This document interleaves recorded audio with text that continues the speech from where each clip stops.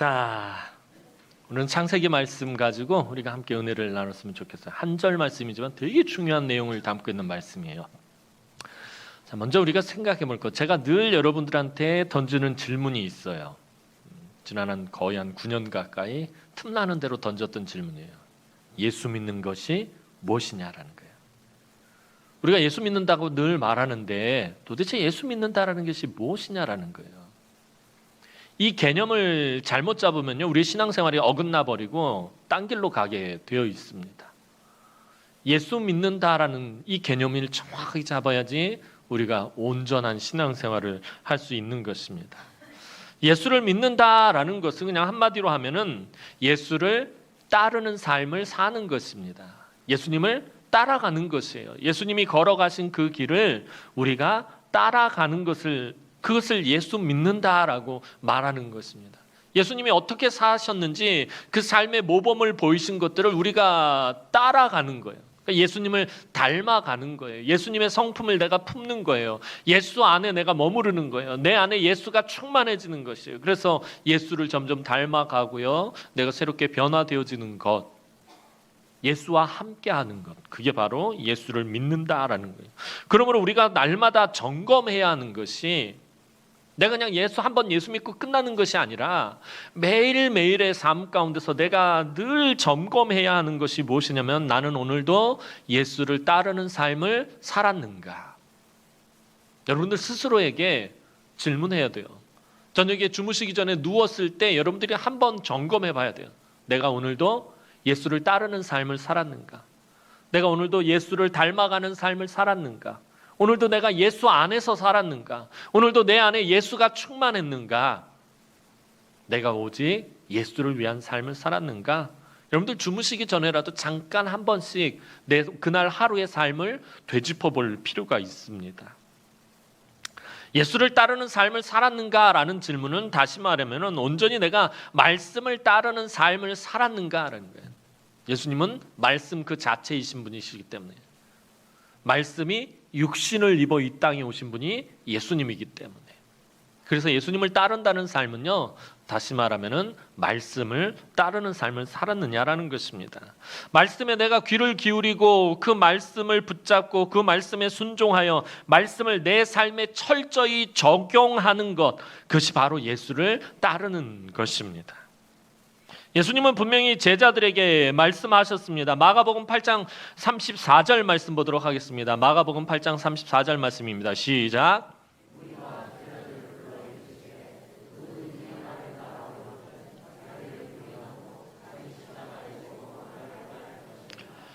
자, 무리와 제자들을 불러 이르시되 누구든지 나를 따라오려거든 자기를 부인하고 자기 십자가를 지고 나를 따를 것이니라 라고 예수님은 말씀하고 계십니다. 자기를 부인한다라는 것, 자기 십자가를 진다라는 것, 이 당시에요, 예수님의 이 말씀을 들은 제자들은 아주 시겁했을 것이에요. 왜냐하면 예수님의 제자들이나 예수님은 이 십자가가 어떤 의미인지 잘 알고 있었어요. 오늘 우리는 그냥 대충 예수님이 고난당한 십자가, 그냥 형벌을 받는 십자가 이 정도로 생각했지만, 이 당시에는요, 이 예루살렘 쪽에 왔다가 이 십자가 형벌을 받는 사람들을 예수님의 제자들은 아마 최소한 못해도 한 두세 번은 보진 않았을까, 그 이상, 아니면 여러 차례 볼 수 있었고, 그러니까 십자가를 진다라는 게 어떤 것인지 잘 알고 있었어요. 근데 예수님께서 제자들에게 하시는 말씀이 자기를 부인하고 자기 십자가를 진다라는 거예요. 로마의 형벌에서 가장 흉악한 형벌이 십자가형이라는 건 이미 여러분들 잘 알고 계시잖아요. 자기들과는 전혀 상관이 없는 형벌 같았는데 예수님은 그 십자가를 자꾸 운운하시는 거예요. 자기 십자가를 져야 된다라는 거예요. 이게 도대체 뭘 의미하는 거예요? 제자들은 예수님이 이 말씀이 아주 시겁했을 거예요. 자기를 부인해야만 가능한 것. 여러분, 우리가 교회 안에서 참 열심히 주를 섬긴다고 말하며 나름대로 애를 씁니다. 이 자리에 앉아있는 모든 분들이 다 그래요. 예수를 믿어요, 분명히. 여러분들 예수 믿고요, 예수 사랑하고요, 그리고 섬기고 헌신하고 충성하고요. 오늘도 교회 안에서 여러 가지 일들을 했을 거예요. 교사로도 봉사했을 것이고 주방에서도 열심히 봉사했을 것이고 뭐 성가대도 했고요. 또 뭐 주차도 했고요. 안내도 했고요. 지금 이렇게 또 성가대도 찬양대도 쓰고요. 얼마나 열심히들 했는지 몰라요. 오늘만 그럽니까? 여러분들 일주일 삶 가운데 새벽에도 열심히 나와서 또 새벽 제단 쌓고요. 수요 예배도 나오고요. 또 권찰에 목요 전도단 또 금요 기도에도 나오고요. 그 외에도 여러 가지로 여러분들 정말 애쓰고 쓰고요. 여러분들 분명히 예수 믿고요. 예수 사랑하고요. 정말 열심히들 사셔요. 그런데 왜 한국교회에 이런 문제들이 생길까요? 왜 한국교회가 점점 쇠퇴할까요? 여러분들 열심히 살아요. 정말 변함없이. 왜 그런가요? 왜냐하면 그 믿음이, 그 사랑이 이유는 딱 한 가지예요. 자기 중심적이기 때문에 그래요. 자기 중심적으로 예수를 믿고요. 자기 중심적으로 예수를 사랑하고 자기 중심적으로 섬기고 헌신하고 자기 중심적으로 열심히 살기 때문에 문제가 생기는 거예요. 예수님은 분명히 자기를 부인하고 자기 십자가를 지라고 그래요. 자기를 부인하고 자기 십자가를 진다는 말은요, 자기 중심적으로 살아서는 안 된다는 거예요. 결국에 자기를 부인하고 자기 십자가를 지는 거는 예수를 따라가기 위해서인 거예요. 예수를 따라간다라는 말은 자기 중심적이지 않다는 거예요. 여러분, 예수를 믿는다는 건 예수를 나의 구주로 영접한다라는 걸 말하는 거잖아요. 예수가 내 삶의 주인이 된다는 거예요. 다시 말해서 예수 중심으로 살아야 된다는 거예요. 그러니까 우리의 섬김과 헌신과 예배 모든 것이 내 중심이 아니라 우리 주님 중심으로 변해야 된다. 그게 예수 믿는 거예요. 이거를 점점 바꾸어가는 것. 내 삶의 패턴을 내 중심에서 예수 중심으로 바꾸어가는 것. 이게 예수 믿는 것이다라는 거예요. 정말 열심히 예배를 드리는데 자기 중심적인 예배가 아니라 예수님을 위해서 예수 중심의 예배로 바꾸어가는 것. 내 삶의 예배도 그렇게 바꾸어가는 것. 그것을 말하는 거예요.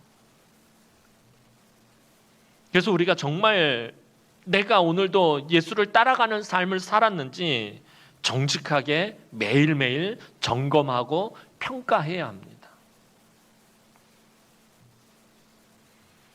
예수님이 이 땅에 사신 삶의 핵심이 무엇입니까? 예수님이 이 땅에서 사시면서 우리들에게 보여주셨던 그 삶의 핵심은 희생에 있습니다. 예수님이 이 땅에 내려오신 것 자체가 너무나 엄청난 희생입니다. 하나님과 동등된, 빌립보서 말씀을 보면 하나님과 동등된 분이신데, 그 근본 하나님과 같은 분이신데 이 낮고 천한 곳까지 인간의 몸을 입고 내려오셨단 말이에요. 그것 자체가 말로 다 할 수 없는 희생입니다. 예수님의 삶의 핵심은 바로 이 희생으로 시작해서 희생으로 끝난다라는 거예요. 당신의 모든 것을 다 희생해서 우리를 살리시는 것이 인간의 몸을 입고 이 땅에 내려오신 목적이었습니다. 주님이 십자가에서 죽기까지 물과 피를 다 쏟으시며 희생하신 것은 어느 날 갑자기 우연히 이루어진 사건이 아닙니다. 이것은 아주 오래전부터 하나님이 준비하시고 계획하시고 작정하신 사건입니다. 하나님의 손으로 직접 빚어서 만든 사람을 너무나도 사랑하셔서 그런 사람을 회복시키기 위해 태초부터 작정하시고 준비하신 방법이 바로 희생이라는 방법이었습니다. 그래서 주님이 이 땅에 희생으로 오신 것이고 희생으로 삶을 마감하신 것이에요. 태초부터 하나님이 정하신 그 희생의 핵심이 바로 예수 그리스도입니다. 그래서 예수를 믿는다라는 것은 결국 예수님이 걸으신 그 희생의 길을 따라가는 것입니다. 그 길을 따라가며 우리도 나를 위해 모든 것을 희생하신 예수를 위해서 나의 작은 것이라도 기꺼이 희생할 줄 아는 사람이 되는 것, 이것이 예수를 믿는 것입니다. 성경은 창세기로 시작합니다. 자, 창세기 어떤 말씀으로 시작하죠? 창세기 1장 1절은 아마 여러분들 성경 안 보고도 다 외우실 거예요. 못 외우시는 분은 없을 거예요. 창세기 1장 1절. 창세기 1장 1절. 빨리 마스크를 벗어야지. 마스크 쓰니까 누군가 말을 태초에 하나님이 천지를 창조하시니라. 여러분 그냥 안 보고도 여러분들 하실 수 있는 거죠. 지금 순간 당황해가지고 하나님이 천지를 태초에 창조하시나 순서가 이제 헷갈렸을 뿐인데 태초에 하나님이 천지를 창조하시니라. 자, 천지를 창조하셨다라는 것을 선포하며 성경은 시작하고 있습니다. 이 자리에 앉아 있는 모든 사람은 하나님이 이 세상 모든 만물을 창조하셨고 사람을 하나님의 형상으로 지으셨다라는 것을 분명히 믿고 있습니다. 그죠? 성경은요, 이 창세기 1장 1절이 무너지면 모든 것이 다 무너지게 되어 있어요. 태초에 하나님이 천지를 창조하셨다라는 이 바탕 위에 성경의 모든 것들이 세워지게 되어 있어요. 그러니까 여러분들이 하나님을 믿는다라는 것은 바로 이 창세기 1장 1절을 믿는다라는 말과 똑같은 거예요. 하나님이 태초에 천지를 창조하셨다는 것을 내가 믿습니다라고 고백하는 것과 똑같아요. 그런데요, 우리가 천지창조라는 사실 천지창조 그러면 여러분들이 받는 느낌이 어떤 거예요? 이게 가늠이 안 되잖아요. 막 굉장히 막 광대하고 위대하고 장엄하고 막 엄청난 그런 사건으로 생각을 합니다. 하이든의 천지창조라는 교향곡을 들으면 막 장엄하게 막 구왕 막 하면서 교향악단이 막 진짜 웅장한 소리를 내면서 막 그렇게 공연하는 것을 봤어요. 천지창조라는 거 너무나도 광대하고 이 엄청난 사건 앞에서 그런데 우리는 아주 중요한 것을 놓치고 지나갈 때가 있습니다. 그것은 뭐냐면 이 창조 안에 깃들인 하나님의 깊은 사랑을 우리는 놓치고 지나갈 때가 많다라는 거예요. 너무 위대하고 광대하고 장엄하고 웅장한 이 사건, 우리가 감히 우리 머리로 가늠할 수 없는 이 천지창조라는 사건을 우리가 이렇게 접하고 이 이야기를 들을 때마다 그 창조에 깃들인 하나님의 그 깊은 사랑을 놓치고 지나갈 때가 많다는 거예요. 하나님이 천지를 창조하신 목적이 무엇입니까? 이것을 알면은 그것을 놓치지 않게 됩니다. 하나님이 천지를 창조하신 목적은요, 단 하나입니다. 하나님이 지으신 그 사람과 친밀한 관계를 맺으며 하나님이 창조하신 그 세계에서 영원히 함께 사는 것입니다. 그것이 하나님이 천지를 창조하신 목적입니다. 여러분 살짝 관점을 바꿔서 다르게 얘기를 해볼게요. 우리 어른들 좀 오래돼가지고 연애 편지 써보신 기억 나나요? 다들 갑자기 고개를 팍 연애 편지 소시적에 연애 편지 썼던 기억을 한번 잘 더듬어 보시기 바랍니다. 기억 안 나도 내가 지금 17살이다라고 생각을 하면서 한번 생각을 해보세요. 연애 편지를 써봤을 때 사랑하는 사람이 생겨서 첫눈에 반한 사람을 만나서 그 사람에게 처음 편지를 쓰던 때를 생각해 보시기 바랍니다. 요즘 젊은 MZ세대들은 이 손편지를 안 쓰니까 잘 모를 거예요. 저희 때는 뭐 우리 어른들도 그래요. 저희 때는 다 손편지였어요. 그렇죠? 다들 왜 얼굴이 빨개지는? 저도 우리 집사람한테 연애 편지 엄청 많이 썼어요. 처음 편지 쓸 때 그 설레는 마음. 여러분들 지금이야 뭐 스마트폰으로 전화번호를 받고 문자나 카카오톡 뭐 이런 것으로 마음을 전하지만 예전에는 다 손편지를 썼단 말이에요. 설레는 가슴을 부여잡고 첫 말을 어떻게 시작할까 고민하면서 썼다 지웠다를 반복하고 이렇게 해서 구겨서 버린 편지지가 그냥 쓰레기통에 하나 가득 있는 거예요. 도대체 첫 머리를 뭐라고 쓸까? 사랑하는 당신에게 꾸깃꾸깃 저도는 처음에는 사랑하는 정희에게 사랑하는 사람에게 이것도 아니야. 그러면서 아마 첫 문장을 못 만들어 가지고 한참을 썼다 지웠다 막 꾸깃꾸깃 버리고 이걸 수도 없이 했는데 아마 연애 편지 처음에 쓰셨을 때 다 그랬을 거예요. 밤을 지새우면서 문장 하나 만들려고 어떻게 하면 그 문장으로 그 사람의 마음을 좀 어떻게 좀 이렇게 흘려볼까? 그냥 머리 있는 머리 없는 머리 다 굴려가면서 그냥 그거를 그렇게 썼다 지웠다를 반복했어요. 여러분 성경은요 하나님이 우리에게 보내신 연애 편지와 같은 거예요. 그렇다면 하나님이 첫머리를 무엇으로 쓸까 고민하신 거예요. 설레는 마음으로 내가 사랑하는 사람에게 내 뜻을 전해야 하는데 무슨 말로 시작할까? 하나님도 고민하신 거예요. 성경은 저와 여러분들을 향한 하나님의 사랑의 편지예요. 연애 편지예요.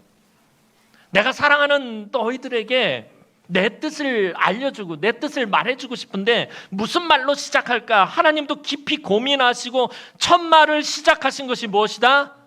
태초에 하나님이 천지를 창조하시니라.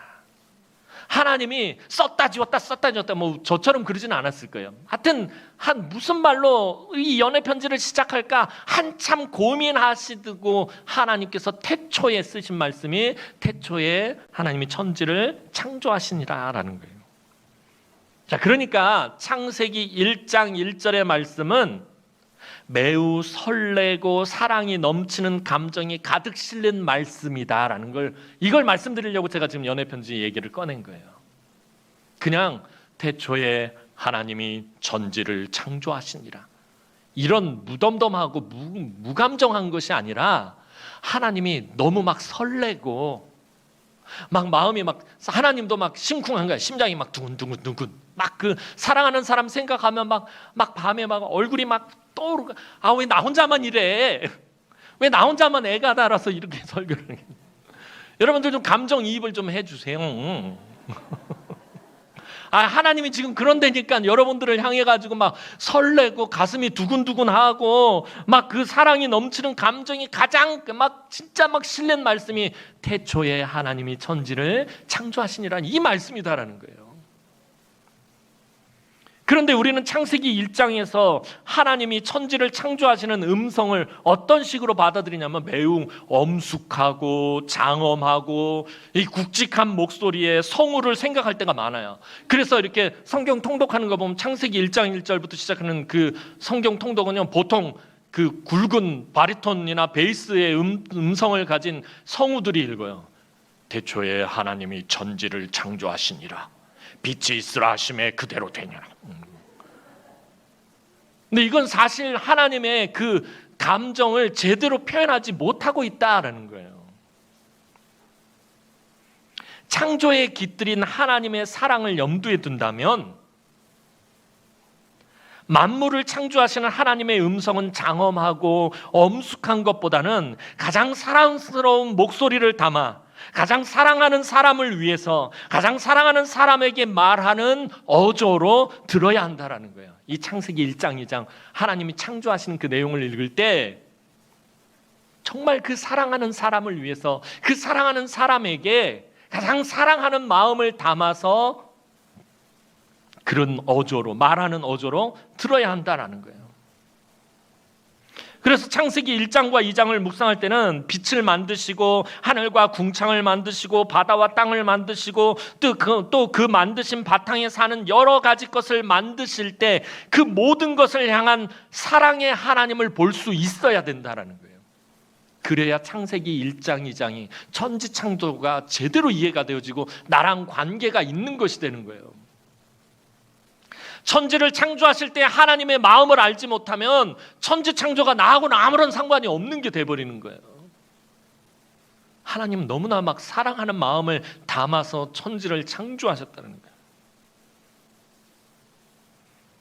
하나님이 만드신 모든 세계와 그곳에 살아갈 사람을 만드시고 그 모든 것이 얼마나 사랑스러운지 하나하나 만드실 때마다 하나님은 뭐라고 표현하시죠?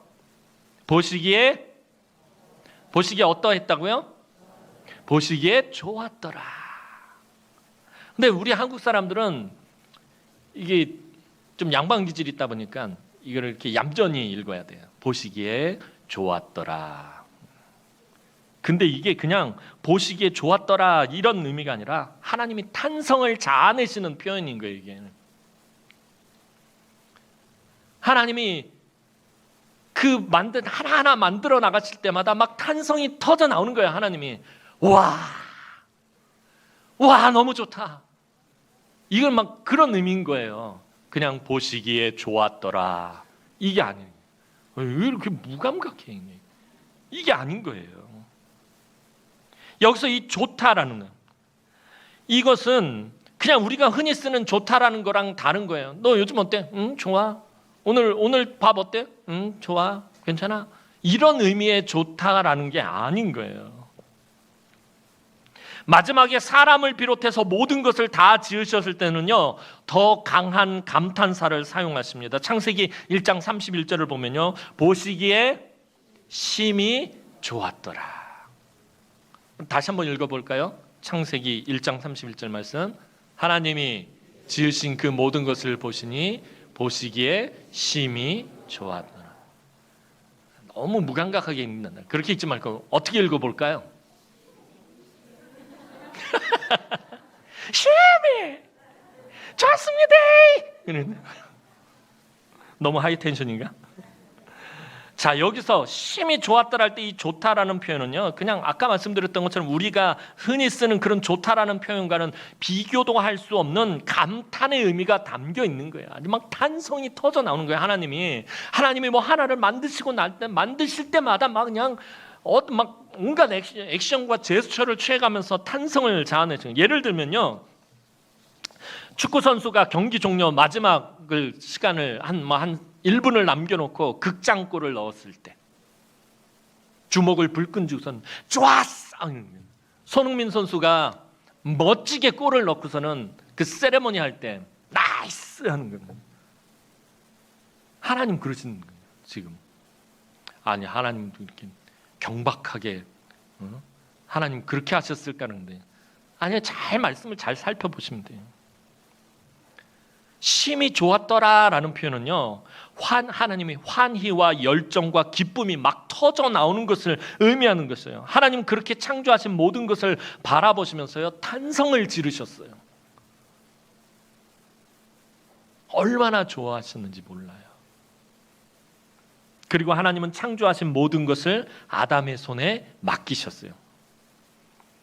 삶의 경계를 정해주셨고요, 하나님과 친밀한 관계를 맺으며 살기 위해서 해야 할 것과 하지 말아야 할 것, 절대로 하지 말아야 할 것을 분명하게 말씀해 주셨어요.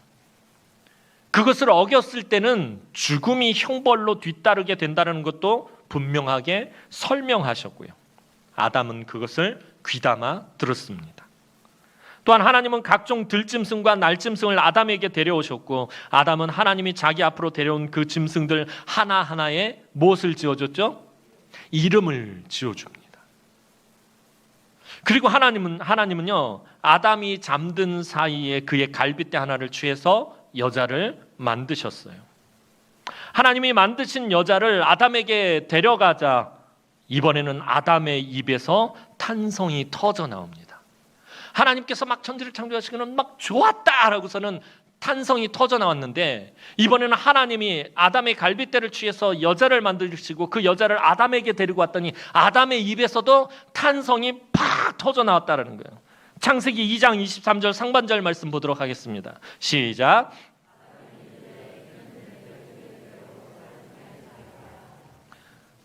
아담이 이르되 이는 내 뼈 중에 뼈요 살 중에 살이라. 이거는 아담이 탄성이 터져 나온 거예요. 하나님이 기가 막힌 여자를 만들어 갖고 오신 거예요. 그냥 한눈에 확 가버린 거예요. 막.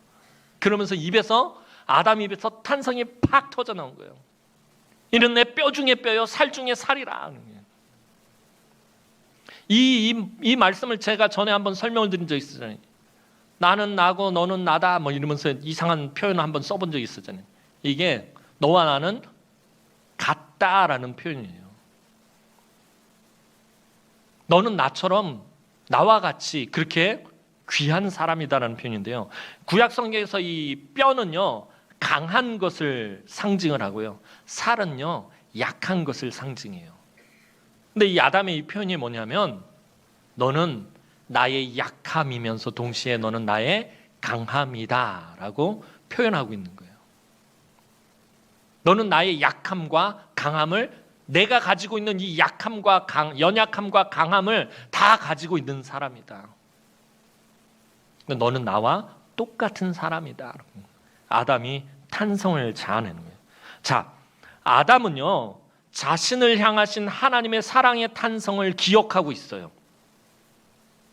하나님이 직접 그 흙을 빚어가지고 흙을 빚으면서 아담의 형체를 만드시고 안에 오장육부 내장기관을 다 만드시고 그것을 잘 정말 완벽하게 하시고 그 코에 생기를 딱 불어넣으셨을 때 이 흙으로 빚은 이 모양이 생명이 됩니다. 사람이 딱 생명 있는 사람으로 딱 됩니다. 그때 하나님께서 아까 하셨죠. 좋았어 하면서 탄성을 자아내셨어요. 심히 좋았더라. 하나님의 그 탄성을 아담은 기억하고 있어요. 자기가 막 존재했을 때, 하나님이 막 지으셨을 때 하나님이 자기를 바라보시면서 탄성을 자아내셨던 것을 기억하고 있었어요. 그리고 하나님이 주신 여자를 향해 동일한 탄성을 질렀던 것이에요. 하나님이 만드신 여자를 통해 아담은 자기를 향하신 하나님의 사랑을 더 구체적으로 알게 되어갑니다. 이처럼 하나님이 창조하신 세상에서 아담의 삶은요 완벽했어요. 그런데 하나님이 만드신 이 동산에서 아주 무서운 일이 벌어지게 됩니다. 그것은 죄가 동산 안으로 들어오게 된 것이었어요. 뱀의 치밀한 유혹과 거짓에 남자와 여자가 하나님의 말씀을 거스르며 죄를 짓게 만들었습니다. 죄가 들어오자 아담의 눈이 열리고요, 그 마음과 영혼에 부끄러움과 수치가 들어찼으며 하나님과의 친밀한 관계가 산산조각이 나고 맙니다. 죄를 범하기 바로 전까지는 그들의 벗은 몸이 정결함의 상징이었습니다. 그런데 죄를 범하자 벗은 몸은 부끄러움과 수치가 되었고 그들에게서 평화가 떠나가 버렸어요. 하나님은 당신이 창조하시고 탄성을 자아내셨던 그 동산에서 아담과 하와의 수치스러운 모습, 아담과 하와의 수치스럽게 여기는 그 수치함을 느끼는 그 모습을 발견하셨어요. 하나님이 창조하신 모든 세계가 하나님의 거룩함으로부터 떨어져 나가고 말았습니다. 하지만 하나님은 아담을 그냥 그렇게 내버려 두지 않으셨어요. 남자와 여자를 향한 큰 사랑으로 그들이 용서받을 길과 하나님과의 관계를 회복할 길을 하나님이 내십니다. 먼저 하나님은 죄를 범하고 숨어있는 남자와 여자를 찾으십니다.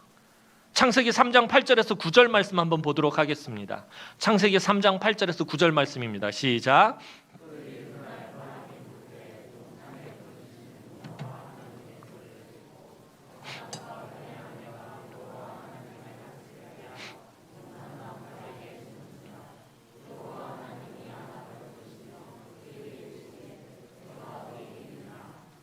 자, 이 말씀에서 하나님의 성품을 잘 살펴봐야 돼요. 하나님은요, 아담이 선악을 알게 하는 나무의 열매를 따 먹자마자 바로 아담을 찾지 않으셨다는 거예요. 그들이 그날 바람이 불 때 동산에 거니시는 여호와의 하나님의 소리를 듣고 라고 말하고 있죠. 자, 여기서 바람이 불 때라는 것은요, 어느 정도 시간이 지났음을 의미하는 거예요.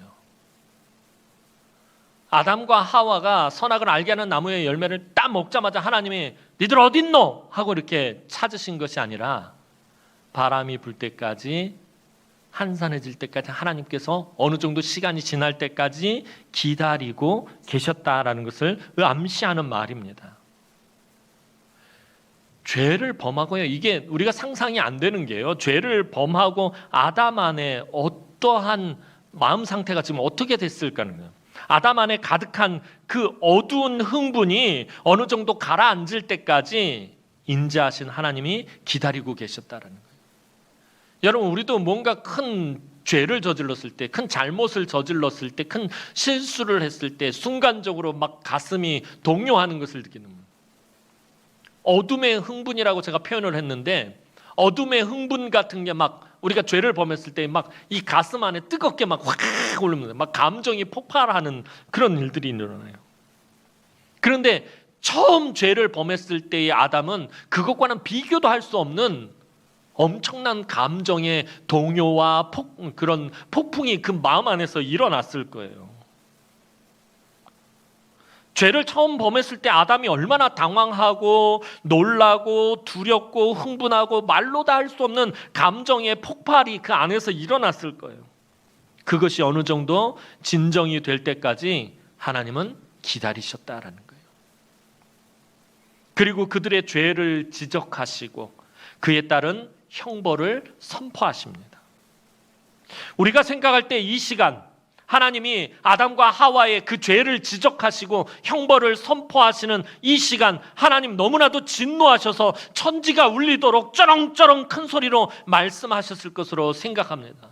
아담아, 네가 내가 먹지 말라고 한 선악을 알게 하는 나무의 열매를 먹었느냐? 아이고, 목소리 너무 질러. 막 천지가 울릴 정도로 쩌렁쩌렁한 목소리로 하나님 막 진노하셔가지고 그렇게 말씀하셨을 것으로 생각합니다.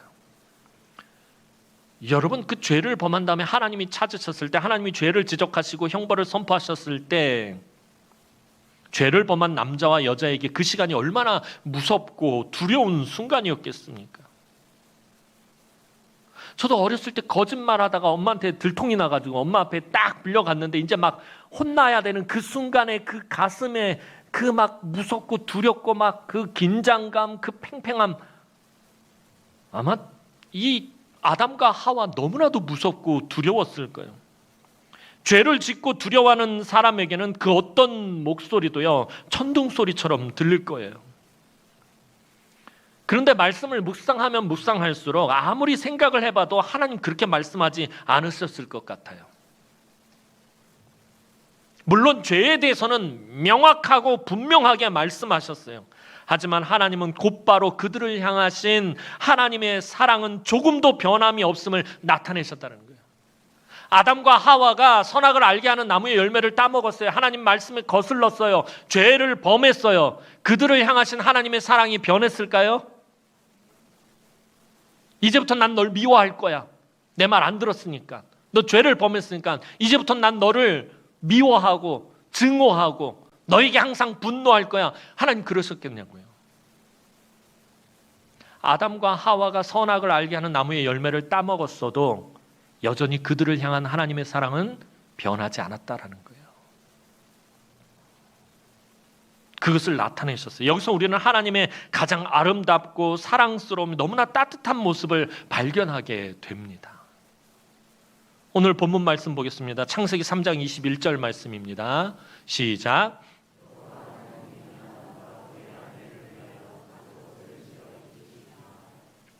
하나님은 죄를 범하고 눈이 밝아져 자기가 벗은 줄을 알고 수치를 느끼며 무화과 나뭇잎으로 수치를 가리고 있는 남자와 여자의 모습을 보시고 어떻게 하셨어요? 그들의 수치를 가려주셨어요. 그들의 수치를 드러내신 것이 아니라 가려주셨어요. 아담이 이름을 짓고 잘 보살폈던 그 짐승 중에 하나를 희생시켜서 가죽옷을 지어 입히셨어요. 하나님이 직접 가죽옷을 지어 입히셨다라고 성경 표현하고 있어요. 성경은요, 창조에 대해서 하나님이 아무것도 없는 것에서 창조하신, 아까 창세기 1장 1절처럼 태초에 하나님이 천지를 창조하시니라 할 때 이 창조하다는 말은 빠라라는 말을 사용해요. 이거는 아무런 재료 없이 만드는 것을 그런데 하나님께서 흙으로 사람을 지으셨다 할 때 이 지으셨다라는 말은 어떤 재료를 가지고 만드셨다는 겁니다. 예체르라는 말을 써요. 근데 여기서 하나님이 가죽옷을 지어 입히시다 할 때 이 지어라는 말은 빠라가 아니에요. 예체르예요. 그러니까 무언가로 만드셨다는 거예요. 그러니까 가죽옷을 만들기 위해서는 무언가로부터, 다시 말하면 어떤 희생을, 짐승의 희생이 있어야만 그 가죽을 벗겨서 옷을 만들 수 있다는 것을 의미하는 거예요. 하나님은 남자와 여자의 죄를 용서하고 그 수치를 영원히 덮으며 죄의 결과인 죽음이라는 형벌을 면하고 회복되는 방법으로 희생을 선택하셨다는 거예요. 이 가죽옷을 지어 입히셨다는 말은요, 그들의 수치를 가리기 위해서, 그들을 회복하기 위해서 하나님은 희생이라는 방법을 선택하셨음을 의미하는 것입니다.